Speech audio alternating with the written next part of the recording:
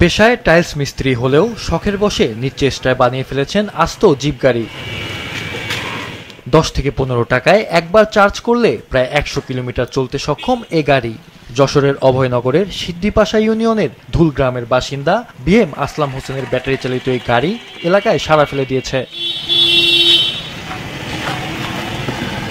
গাড়ি বা গাড়ির যন্ত্রাংশ সম্পর্কে আসলামের নেই কোনো প্রাতিষ্ঠানিক শিক্ষা।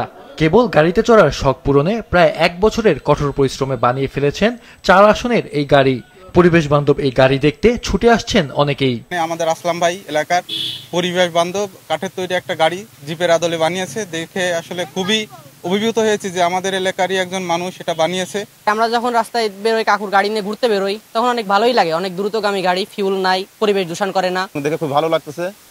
আশা করি যে উনি আরো ভালো কিছু কাজ করলে হয়তো আরো বড় আকারে ভালো কিছু করতে পারবে। ওয়ালটন আবারও মিলিয়নিয়ার অফারে ওয়ালটন ফ্রিজ কিনে আপনিও হয়ে যেতে পারেন মিলিয়নিয়ার। গাড়ির বডি তৈরি হয়েছে কাঠ দিয়ে। ইঞ্জিন হিসেবে বৈদ্যুতিক মোটর ও এটি চালানোর জন্য 4টি বড় ব্যাটারি ব্যবহার করা হয়েছে। তবে অর্থাভাবে গাড়িটি এখনো তৈরি সম্পন্ন হয়নি। পয়সা করি তো কম, তাই কাঠ দিয়ে এই গাড়িটা তৈরি করেছি। আর তেল দিয়ে অত টাকা খরচ করে আমার পক্ষে সম্ভব নেই, জন্য ব্যাটারি চালিত বানাইছি। আমি মূলত টাইলস মিস্ত্রি কাজ করি, তারপরে কাজের শেষে এসে বাড়ি এসে সন্ধ্যার পরে একটু কাজ করি, এই জন্যই আমার এক বছর সময় লেগে গেছে। ইউনিয়ন পরিষদের পক্ষ থেকে গাড়ির বাকি কাজ শেষ করতে সহযোগিতার আশ্বাস দিয়েছেন স্থানীয় ইউপি চেয়ারম্যান।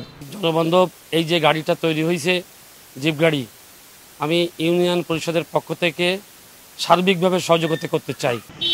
প্রবল ইচ্ছা ও অধ্যবসায় যে কোনো মানুষের স্বপ্ন পূরণে সহায়তা করে তার দৃষ্টান্ত আসলাম হোসেন, এমনটাই বলছেন এলাকার মানুষ। মাহফুজুল হাসান, মাছরাঙা নিউজ ডেস্ক।